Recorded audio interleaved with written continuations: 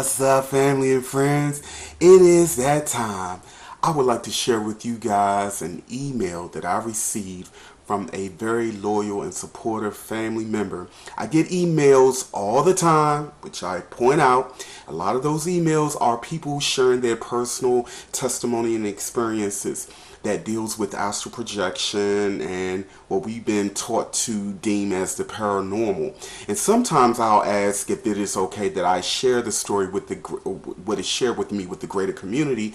And most of the times people are like, no, I'd rather keep this between the two of us, and I respect that. This particular email message was so heartwarming and so nice. I asked the family member if I could share with the greater community, and they were more than happy. In fact, they specifically said that they would be honored that I share this letter with you because, I'm all about encouraging, inspiring, and empowering. And one of the greatest fears that we still struggle with is physical death, or what we've been conditioned to perceive as physical death. And we get validation all the time that we are more than the physical body. When this ceased to exist, which was never really us to begin with, when this ceased to exist, we are more alive than we are here. Here, we're actually dead. This reality is an artificial construct.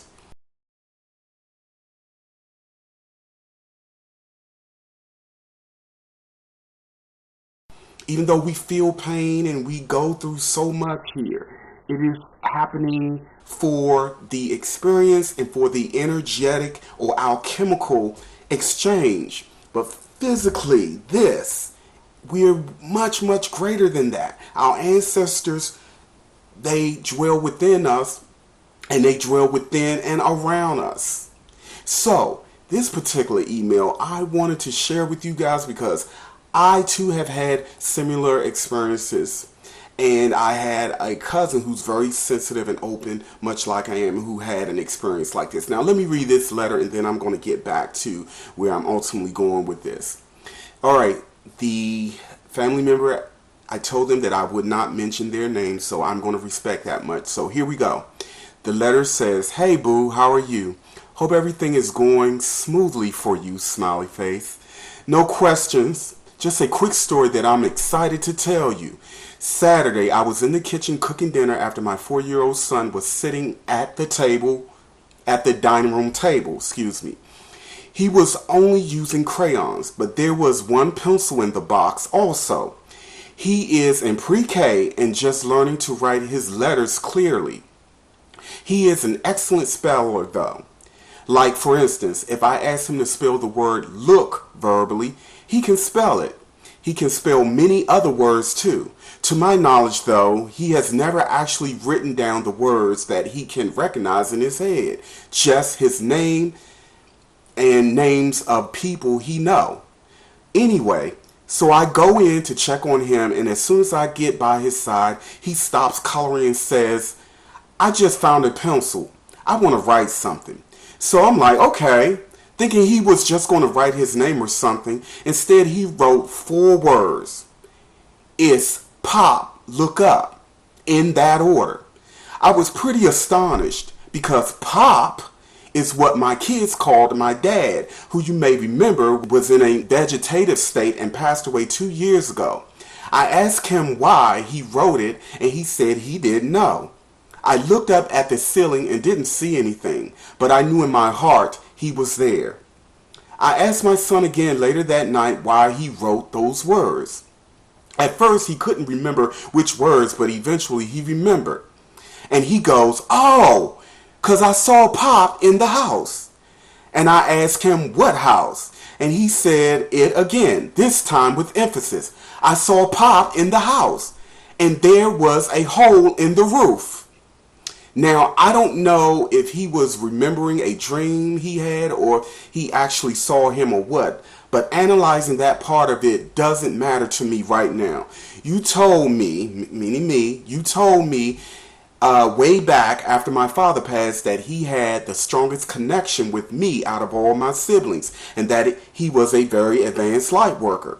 I believed you before, but I believe you like 1,000 times over now. Laugh out loud. The words my son had written earlier in the day told me all I needed to know. My dad is still here, even if only time to time.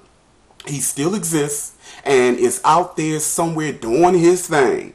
And confirming that made me feel just overjoyed beyond words. Exclamation mark, exclamation mark, exclamation mark, smiley face. Just had to share with you, boo. Love you very much. Love you much, and many, many thanks for all you do and all that you share with us. Exclamation mark, smiley face. Now, this, of course, warmed my heart because I wrote back to the family member and emphasized that this was validation. And many times when our loved ones make their transition, they come to those of us who are the most purest, who haven't been corrupted by the ways of the world as much, especially children. Children are still connected to spirit in a way that adults aren't, because we become denser as we age. We become more programmed. Those amnesic barriers start stacking up as we get older. Children do not have that. So many times our family members and ancestors will come in and communicate with the children, or they will communicate with those of us who are very balanced in our feminine and masculine sides, the yin and yang. Now, I recall having experiences like this when I was a little boy. I remember communicating with swirling vortexes of light energy,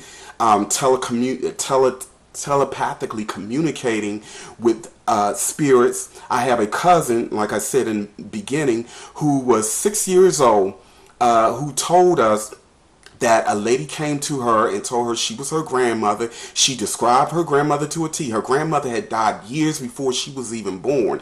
There were no pictures of her grandmother because before her grandmother passed away, their house caught on fire and all the pictures were burned up. She had never seen her grandmother. She said catchphrases and words that only her grandmother used. She described what she looked like, and so on and so forth. So, where am I going with this? Family, this is the nature of reality. All this stuff sounds paranormal and strange and may even sound crazy to some people because we have forgotten this. And when we come into this dense realm and all these amnesic barriers go up and we become dense, we forget. We go into a collective state of amnesia. And so when these things are presented from the perspective of someone who thinks this is the real, true reality and that we are our physical bodies, it's going to sound outrageous. It's going to sound crazy. And I need more of us to be brave enough to come forth and openly share these stories, because believe me, I get them all the time. But many of us are afraid to come forth and share them for fear of being ridiculed and mocked, or fear of someone saying you're being deceived by demons and devils, all this craziness, all this nonsense. Our ancestors can communicate with those of us who have open or raised our antenna or have a pure open level of consciousness, without the programming, without the fear, without the rigid belief systems. And so more of us will be seeing and communicating with ancestors.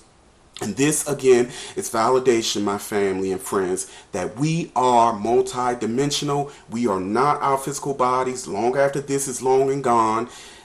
Water, which we are mostly comprised of. Organic light, which we are. Consciousness, which we are. Energy, which we are. None of these elements can be destroyed. They only transform. And so, that's all I want to share with you guys. Some food for thought. Continue to question, learn, and grow. And as always, happy travels.